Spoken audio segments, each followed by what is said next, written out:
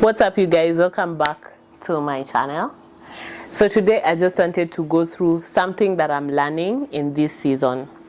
There was this particular day I was really angry, and the reason why I was angry is because someone I'd known for a while was trying to just make my day like terrible, and yeah, just being mean and saying things that I don't think they were in a position to say, given the history that we've had. And so I was really worked up. My husband walks in and asks what's going on. I'm like explaining how I feel about this particular situation. What he told me is something that has taken me months now to be able to reflect on and to be able to learn. He said there are certain people that you should never waste your time being in a battle with or giving them the satisfaction to get your reaction. When you get to a certain level, you should not be responding to everything. That is one of the things that I've struggled with. I have struggled with for many years. I love a good fight. I don't fight, but if you bring something to my table, we get to square it out. I think it's a trait that I have had for many years. I don't back down from a good fight. But then in this moment, I began to realize that maybe some fights are not worth it. One of the things that I'm realizing in this season is that most of the enemies that we think are our enemies are just people that we've starved off of our attention. You see, when people are around you and then you get to a point and you begin to grow, they don't get the ability, they don't get the pass to be able to be around you as much as they used to. Or they don't get to get the favors they used to get. You don't get to hang out with them as much. The more you go up, the more it becomes lonely. And then there are certain things that you cannot do anymore. There are certain conversations that you cannot hold anymore. There are some talks that you cannot have anymore. As you grow, you learn and you unlearn. Part of what happens is you leave a lot of people behind.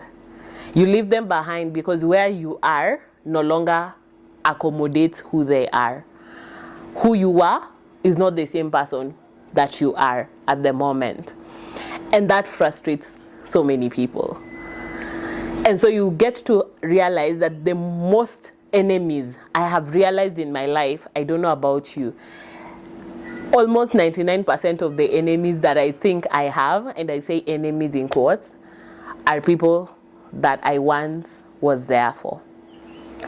The reason I'm beginning to learn is that they're not actually truly my enemies.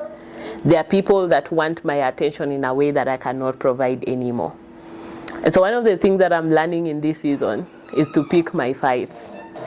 I will not be drawn into a fight with anyone just because they came and presented a fight. I choose to fight by staying quiet.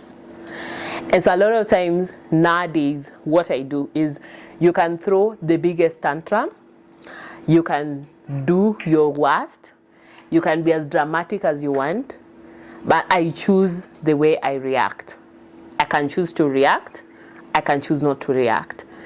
No one has that power over me to be able to force me into a reaction. And so that brings me to the point of opposition and rejection. Part of what you feel as opposition, part of the people that you judge as your enemies, part of the people that you classify as your haters are not truly your haters. They are people that are starved for your attention. And you have to realize that at a certain point, you will never give people attention the same way you used to. In life, you will understand that even the people that confess their hatred for you are people that would do anything to hang out with you, especially as you grow. And so one of the things that I'm learning in this season and unlearning is not to react to everything. Recently, I came across the story of Abigail. I have read the Bible so many times, but the way I read it this time is different. When Abigail told King David that my husband is a fool, do not fight with my husband, that word for me stuck. And part of what I interpreted it for is David was known to have fought lions. David had fought Goliath. David had fought bears. And it would be foolish. It would have been foolish for him to add a fool in that list. You cannot fight a fool. Before you get into a fight, begin to understand. Ask yourself, are you on the same level? You might be fighting with someone who has such a low IQ. No one would know the difference. You're fighting with a pig. And when people find you in that fight, they would not know the difference. And so for me right now, I'm learning that I don't have enemies. I have people who would love to hang out with me. And I give empathy. And part of how I fight is I stay quiet. So even in the middle of chaos, I decide to fight by keeping quiet, because that does kill people. On the flip side of it is, I've realized that people who fight you and you are once there for will never go anywhere in life. And I don't have to add on to their karma. There are certain things that when you do, you curse yourself. I don't have to be part of the team that curses you. You will curse yourself. And so I am learning to let karma have its way without me interrupting it. I am learning to not fight my battles.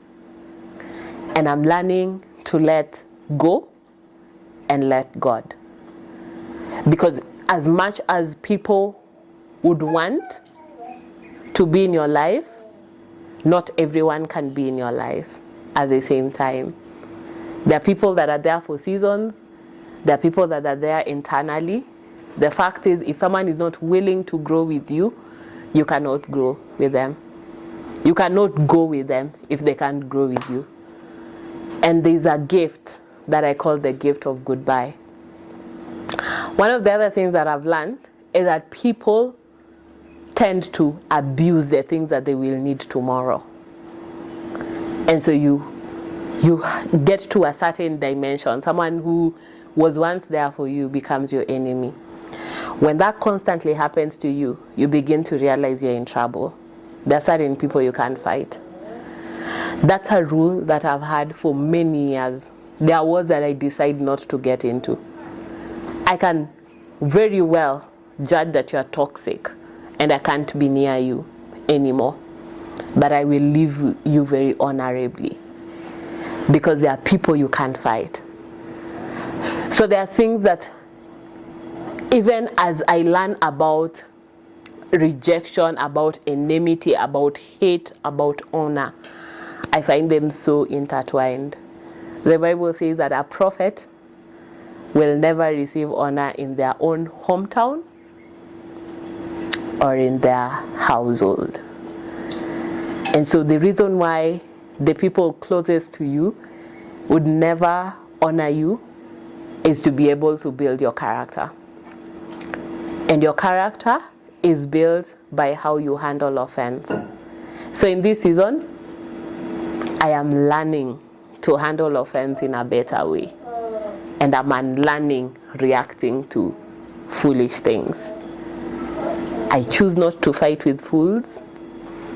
I choose to stay on my lane, even when there is noise around me, because I don't have to react to the noise. Thanks, guys. Bye.